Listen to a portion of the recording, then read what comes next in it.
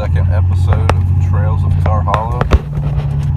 Today we are going to hike the Ross Hollow Loop, and I thought I would film driving to the Ross Hollow Loop because the first time I went looking for it I could not find it.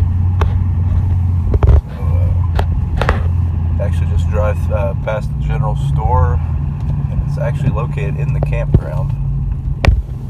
It's not a very big trail, it's only 3.5 miles, but I think it's some pretty steep rocky terrain, and this area has had several inches of rain over the past few days, so it should be interesting to see the trail conditions.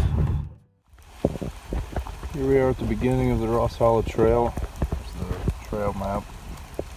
Just makes a little loop, comes out right across over there. So.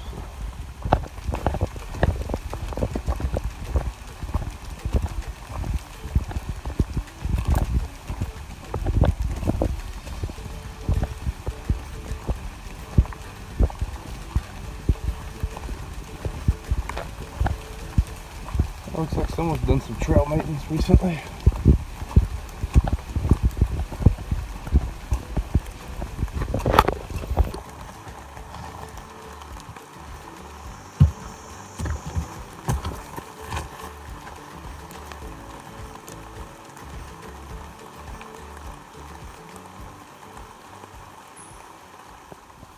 So far, the Ross Hollow Trail has been it's been a pretty nice trail to do a day hike on. I like the terrain pretty well. I mean, with the Homestead Trail, you didn't really feel like you were hiking in Ohio. You felt like you were just walking through a mowed field. So far, the terrain on this hasn't been very challenging, but I mean, it is in the woods. You do climb a little bit, nothing very terrible. But so far, the weather's been pretty rainy. Like I say, it's rained the last few days here, and this is the first time I've really got to use this Frog Togs packable camp jacket, or whatever they call it. I can't remember which specific model it is, but it seems to be doing okay. But it's still 75 degrees, so even though the jacket's keeping the rain off, I'm sweating pretty good in it. So, but I'd say it's probably something you're going to have with any rain jacket. I don't think any of them are going to exactly be very cool weather or warm weather friendly. So, but I'll post a description of the gear I'm carrying and links to them. That's one thing that I like whenever I see it on a YouTube video, so you can see what people are using and ask them questions how they like their gear, how it's performing in those given conditions. So I'll probably do that. I went ahead and brought the Z-Packs Arc Zip on this trip. This is my first chance I've had to take it out in the woods. So I loaded it like I was going to be staying out here for a couple of days. And so far it's carrying quite well. The zip feature seems to be pretty awesome. Granted, I don't have very many miles on it, but just for packing up, it was a lot easier. It was a lot easier to get everything where you wanted it, to have it sit right in your pack, I thought, compared to my Osprey Atmos I had.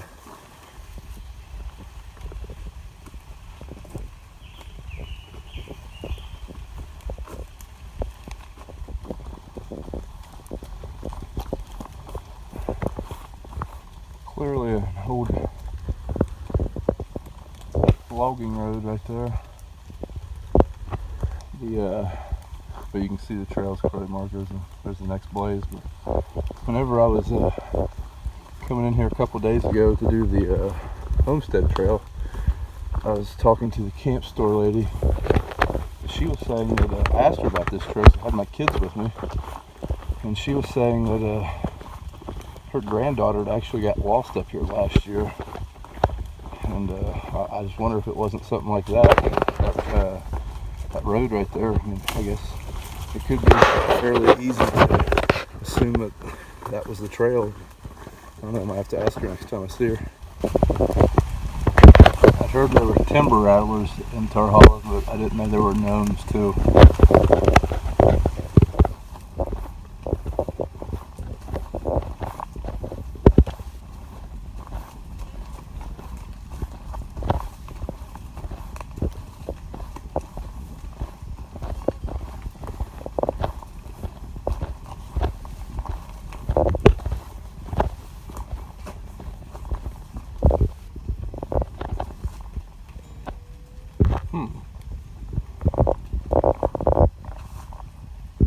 say the trail goes that way. Up that way. Apparently we're at the top of the hill. This comes out on one of the park roads.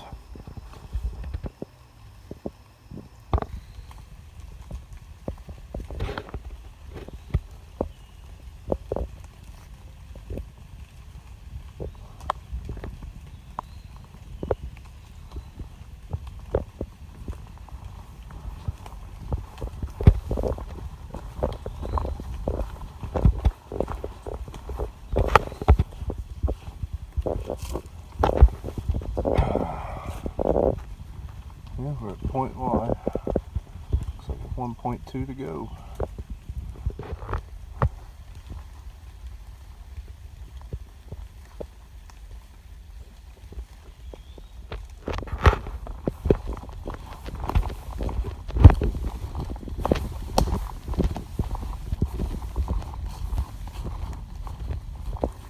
Didn't realize we were this high up. We've been going downhill for a little while now, and I think according to the topo map this is like 1,000 feet or something like that, but the hike hasn't been hard, like as far as there's not a lot of ups and downs. You basically just get on top of this ridge and you just hike around this holler. I mean, I guess that's why it's called Ross Hollow. Just about to the end now. I think we're making our way back down to the trailhead. So just I thought that a while back too. That was not the case, but should be very close to the end. Conditions are pretty good. There was that one spot at the beginning where there was a blowdown, but even it had some maintenance done to it. I just probably couldn't get I'd say they got what they could. Overall, everything's in pretty good shape on the trail, even for much rain as they've had. There's only one spot that was fairly slippery. The rest of it's very rocky and just little rocks and sandy ground.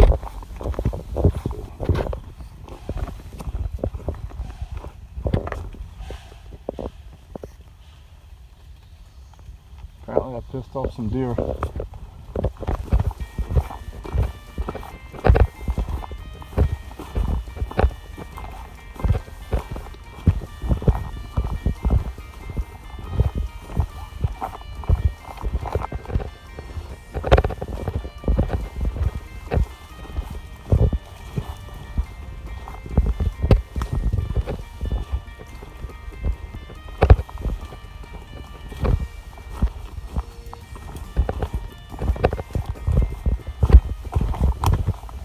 The end. Looks like the truck's still there.